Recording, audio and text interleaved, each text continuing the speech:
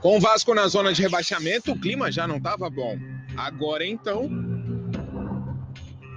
Ontem, o presidente Jorge Salgado enviou um ofício para os representantes da 777 Partners, a empresa americana que é dona de 70% da sociedade anônima do futebol do Vasco.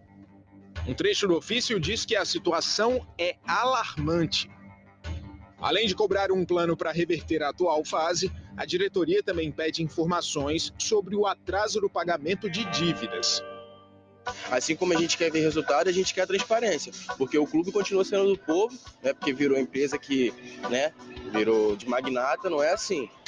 Os torcedores estão preocupados. O Vasco perdeu os últimos 3 jogos. Caiu para 18º na tabela do Brasileirão. A gente já está indo para junho. Vai esperar o quê?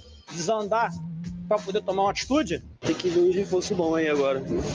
Já havia uma reunião marcada para o dia 21 de junho, mas a diretoria do Vasco pediu que o Conselho de Administração da SAF faça uma reunião emergencial antes disso.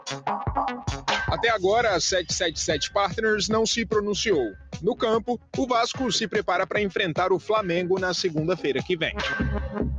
Pode botar na tela, por favor, enquanto eu leio aqui o trecho de uma coluna de um companheiro meu, colunista do Jornal o Globo. Começa assim: desde que clubes de futebol passaram a ser vendidos no Brasil, torcedores incluíram em suas brigas cotidianas a disputa pela melhor SAF do país. Botafoguenses e cruzeirenses acham que é a deles, vascaínos andam sem argumentos para defender o próprio negócio e quem torce para uma associação civil acha tudo muito ruim e muito barato. Longe deste colunista querer moderar o que se discute no futebol, mas já está em tempo de superar algumas confusões com números e conceitos. E aí eu pulo para a última frase, que eu acho que remete bem a esse tema de agora. Em todos os casos, a consequência prática desses números no futebol, e a coluna traz alguns desses números, é o que realmente importa. O que importa para o torcedor é ver como é que o dinheiro está sendo investido, né, Capello? E daí vem esse primeiro momento de cobrança da diretoria do Vasco a 777 Partners, na mesma semana em que, se não me engano, houve manifestação da torcida, não é isso? Manifestação em inglês, né? Porque agora o futebol brasileiro ele ainda não é internacional na sua venda de direitos, mas ele já é internacional nas suas reclamações. Mas na pichação de muro agora, pichação de muro, faixa, tudo é... Né? Tudo é em inglês agora. O que, por um lado, o torcedor ele vai se acostumar com a ideia, né, de que antes era fora presidente, e de algum jeito o presidente podia até sair, porque tinha uma eleição para vir. Fora proprietário, vai virar Glazer com o Manchester United, né? Você reclama, mas se o dono não quiser vender, ele não vai vender. Enfim, é uma nova realidade também no futebol brasileiro.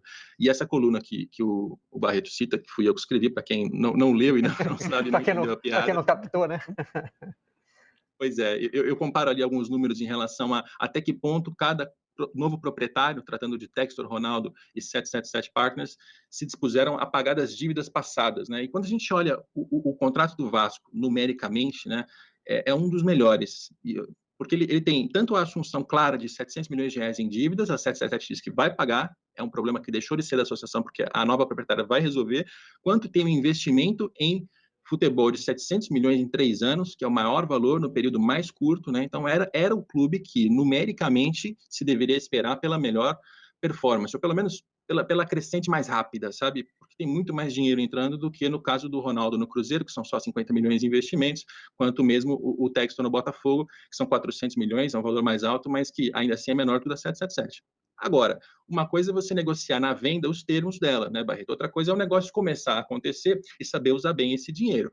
E nisso o Vasco, SAF, está falhando, sobretudo em comparação aos outros 2 clubes, porque Botafogo e Cruzeiro, especialmente Cruzeiro com muito menos dinheiro, está conseguindo uma performance muito melhor nesse primeiro ano de SAF. Então, quando eu digo que o Vascaíno anda sem argumentos para defender a própria SAF, é por isso. No papel, estava tudo muito bonito. Na prática, a gestão do departamento de futebol claramente não está funcionando, porque com o investimento que tem, mesmo tendo vindo da segunda divisão, mesmo tendo categorias de base que não revelam tantos jogadores quanto outros clubes, assim, era para o Vasco estar muito melhor dentro de campo, e isso ainda não aconteceu. Daí a pergunta, uma das perguntas na faixa de protesto, né? Where's the football? Foi a pergunta que os torcedores fizeram. Cadê o futebol? É muito curioso esse momento do Vasco, né? Porque o Vasco investiu 100 milhões no primeiro momento, me corrija se eu estiver errado, Capello, e aí, ao mesmo tempo, há uma questão de fluxo de caixa que faz com que o time não pague para o Tucumã, não pague para alguns outros times que revelaram os jogadores que o Vasco contrata. Ao mesmo tempo, o o diretor de futebol que dizia que tinha o absoluto domínio sobre o dinheiro, agora está pedindo mais, mas enfim, ele já sabia qual era o planejamento. É uma grande confusão que, inclusive, diminui a credibilidade do Vasco nesse momento em que ele vai chegar na janela e ele vai precisar melhorar o elenco, contratando pelo menos uns 3 ou 4 titulares para ter uma competitividade, para ficar na primeira divisão sem maiores sustos. E eu acho que, diferente do Textor e do Ronaldo, que por mais que tenham problemas grandes na maneira como se comunicam, mas eles são figuras que de alguma forma centralizam a cena de decisão, a 777 não tem uma cara tão clara. A gente não olha e fala, bom, no final das contas é essa figura que vai bater o martelo na contratação, é essa figura que vai responder sobre ter mais investimento ou não. É muito mais nebuloso, assim como o desenho de metas e de planos, de possibilidades do Vasco se comparado com o Botafogo e o Cruzeiro.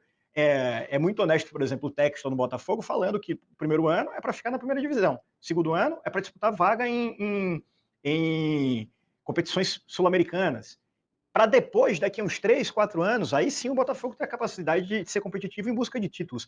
Há um desenho, há uma possibilidade, há um planejamento ali mais claro, há um horizonte, coisa que no Vasco essas coisas não estão tão transparentes. Enfim, transparência também é um detalhe que está sendo muito falho nesse primeiro momento de SAF no Brasil.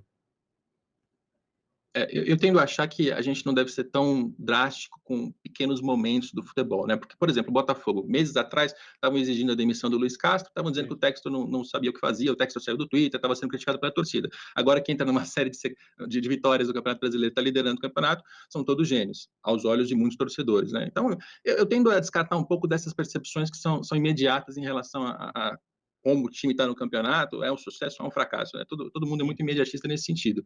Então, nesse sentido, eu não me preocupo tanto, o Caju. O que eu acho que o Vasco está numa posição muito desconfortável é em relação ao mercado de transferências. Porque, de um lado, todo mundo sabe que vão entrar 700 milhões de reais em 3 anos. É muito dinheiro ao mesmo tempo. Então, já havia uma tendência por inflação dos jogadores. E, no princípio, me parece, houve um cuidado ali da diretoria de futebol, da 777, para não gastar demais em jogadores, para não queimar esse dinheiro desnecessariamente. Só que agora, com o time muito mal na tabela, sendo muito criticado e correndo um risco de um rebaixamento, porque se não reage logo, vai ficar brigando para não cair a temporada toda, vai chegar na janela com a performance puxando para baixo e a inflação para cima. É possível que a 77 vai perder dinheiro nesse momento, nessas transferências do Vasco. É muito difícil de manter a tranquilidade ali, né, de respaldar o treinador, de respaldar o próprio elenco, gastar pouco nos jogadores com esse cenário e com essa pressão toda.